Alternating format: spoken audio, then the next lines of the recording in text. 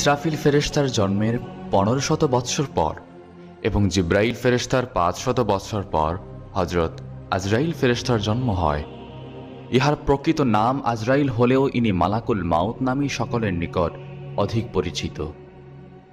যাবতীয় পূর্ব সীমান্ত পর্যন্ত বিস্তৃত আছে। তার এক পা পৃথিবীর উত্তর সীমান্ত পর্যন্ত এবং অপর পা দক্ষিণ সীমান্ত পর্যন্ত প্রসারিত। আজরাইল আলাইহিসসালামের ডানে ও বামে অগণিত ফেরেশতা তার কাজের সাহায্যার্থে দণ্ডায়মান আছেন। তিনি বিরাট একটা আসমানে উপবিষ্ট আছেন এবং সামনে বিরাট একটা টেবিল স্থাপিত আছে। টেবিলের উপর জগতের প্রত্যেকটি প্রাণীর নাম লিখিত বিরাট দফতর বা ডায়েরি বই সর্বদা উন্মুক্ত আছে। কোন দিনে, কোন মুহূর্তে, কোন স্থানে কিভাবে কার জান কবজ করতে হবে তার এই বিরাট দফতরে লিখিত আছে। তার টেবিলখানা নূরের দ্বারা নির্মিত এবং 70,000 পায়া বিশিষ্ট। হযরত আজরাইল আলাইহিসসালামের দেহ এত বিরাট যে যদি সপ্ত সমুদ্রের পানি তার মাথার উপর ঢেলে দেওয়া হয় তার এক ফোঁটাও পানি নিচে পড়বে না, সবই তার শরীরের মধ্যে শুকিয়ে যাবে। যেমন আমাদের কারো মাথার উপরে এক ফোঁটা পানি ফেলে দিলে তা সেখানেই শুকিয়ে যায়।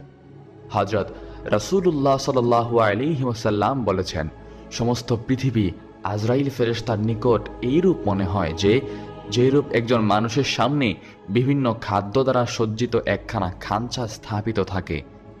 লোকটি যেমন তার ইচ্ছামতো উক্ত খাঞ্চা হতে যে কোনো খাদ্য উঠিয়ে আহার করতে পারে, সেজন্য তাকে কোনরূপ অসুবিধা বোধ করতে হয় না। আজরাইল আলাইহিসসালাম ঠিক সেইরূপ একটি বিরাট পৃথিবী যে কোনো প্রাণীর প্রাণ যে কোনো মুহূর্তে অতি সহজে কবজ করতে সক্ষম। হাদিস শরীফে উল্লেখিত আছে, হযরত রাসূল আকরাম সাল্লাল্লাহু আলাইহি ওয়াসাল্লাম যখন মেরাজ শরীফে গমন করেছিলেন তখন জিব্রাইল ফেরেশতার সাথে তিনি আজরাইল ফেরেশতার নিকটবর্তী হয়ে তাকে আসসালামু আলাইকুম ইয়া মালাকুল মউত বলে সালাম করেছিলেন, কিন্তু মালাকুল মউত সালামের কোনো জবাব দিল না। আল্লাহ পাকের তরফ হতে তৎক্ষণাৎ আদেশ এলো যে, হে আজরাইল, আমার প্রিয় হাবিবের সালামের জবাব দাও এবং তিনি যা জিজ্ঞেস করেন তা প্রত্যেকটি উত্তর সঠিকভাবে দাও। হযরত আজরাইল আলাইহিসসালাম তৎক্ষণাৎ ওয়ালাইকুম আসসালাম ইয়া হাবিবাল্লাহ বলে সালামের জবাব দিলেন এবং তার আসন হতে উঠে হযরত রাসূল সাল্লাল্লাহু আলাইহি ওয়াসাল্লামের সাথে মুসাফাহ করলেন। তারপর অত্যন্ত সম্মানের সাথে তাকে নিজের নিকটে বসায় বললেন, ইয়া রাসূলুল্লাহ সাল্লাল্লাহু আলাইহি ওয়াসাল্লাম, আমার বেয়াদবি মাফ করবেন।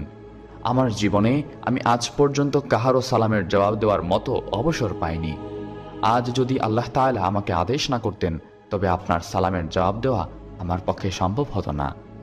আল্লাহ পাক আমার উপর এমন গুরুত্বপূর্ণ কাজের দায়িত্ব অর্পণ করেছেন যে একটি মুহূর্ত মাত্র আমার কাজ হতে অন্যমনস্ক হওয়া সম্ভব নয়।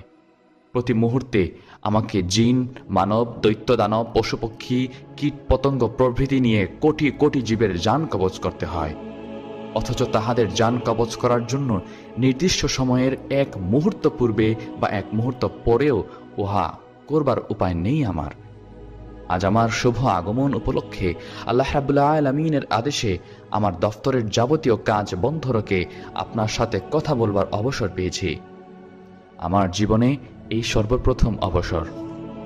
হযরত রাসূল আকরাম সাল্লাল্লাহু আলাইহি ওয়াসাল্লাম জিজ্ঞেস করলেন, হে আজরাইল, আপনি কি রূপে জীবের জান কবজ করে থাকেন? হযরত আজরাইল আলাইহিস সালাম উত্তর করলেন, ইয়া রাসূলুল্লাহ সাল্লাল্লাহু আলাইহি ওয়াসাল্লাম, আমার সামনে এই যে বিরাট গাছটি দেখছেন, এর প্রত্যেকটি পাতার উপরে পৃথিবীর যাবতীয় প্রাণীর এক একজনের নাম লিখিত আছে। যখন কাহারও মৃত্যুর সময় নিকটবর্তী হয় তখন মৃত্যুর 40 দিন পূর্বে তার নাম লিখিত পাতাটি জরদ রং ধারণ করে। অতঃপর মৃত্যুর দিন সেই পাতাটি আমার সম্মুখস্থে এই টেবিলের উপরে পতিত হয়। আমি তৎক্ষণাৎ আমার ডায়েরি বই খুলে সেই প্রাণীটি কোন মুহূর্তে, কোথায়, কিভাবে জান কবজ করতে হবে তা দেখে আমার সাহায্যকারী ফেরেশতাদের একজনকে পাঠিয়ে দেই তার জান কবজ করতে। আজরাইল আলাইহিস সালাম বললেন, রূহ যে কি জিনিস আমি তা সঠিকভাবে নিজেও অবগত নেই, তবে একমাত্র বলতে পারি যে কারো জান কবজ করার পর আমার হাতের তালুতে সামান্য একটু ভার অনুভব করি। হযরত রাসূল আকরাম সাল্লাল্লাহু আলাইহি ওয়াসাল্লাম আবার জিজ্ঞেস করলেন, আপনার মাথার চারদিকে 4টি মুখ হওয়ার কারণ কি? আজরাইল আলাইহিস সালাম উত্তরে বললেন, আমার সম্মুখে মুখটি নূরের দ্বারা প্রস্তুত, এর দ্বারা মুমিন বান্দাদের জান কবজ করার আদেশ প্রদান করে থাকে। ডান দিকের মুখটি আল্লাহর ক্রোধে দ্বারা প্রস্তুত, এর দ্বারা পাপীদের জান কবজ করার আদেশ প্রদান করে থাকি। বাম দিকের মুখটি আল্লাহর গজবের দ্বারা প্রস্তুত, এর দ্বারা মুনাফিকদের জান কবজ করার আদেশ দেই। আর পিছনের মুখটি দুজখের অগ্নি দ্বারা প্রস্তুত, এর দ্বারা কাফির ও মুশরিকদের জান কবজ করার আদেশ দেই। ইয়া রাসূলুল্লাহ সাল্লাল্লাহু আলাইহি ওয়াসাল্লাম, আপনার জন্য একটি শুভ সংবাদ এই যে, যেদিন আল্লাহ তাআলা আপনাকে এই কাজের ভার অর্পণ করেছেন, সেই দিনে আমাকে নির্দেশ দিয়েছেন যে উম্মতে মুহাম্মদের জান অত্যন্ত আসানের সহিত কবজ করবে। সন্তান যেমন মায়ের স্তন পান করতে করতে ঘুমিয়ে পড়ে, তখন তার মাথা তার মুখ হতে স্তনটি টেনে বের করে নেয়, অথচ সন্তান কিছুই বুঝতে পারে না। ঠিক সেইরূপভাবে যেন প্রত্যেক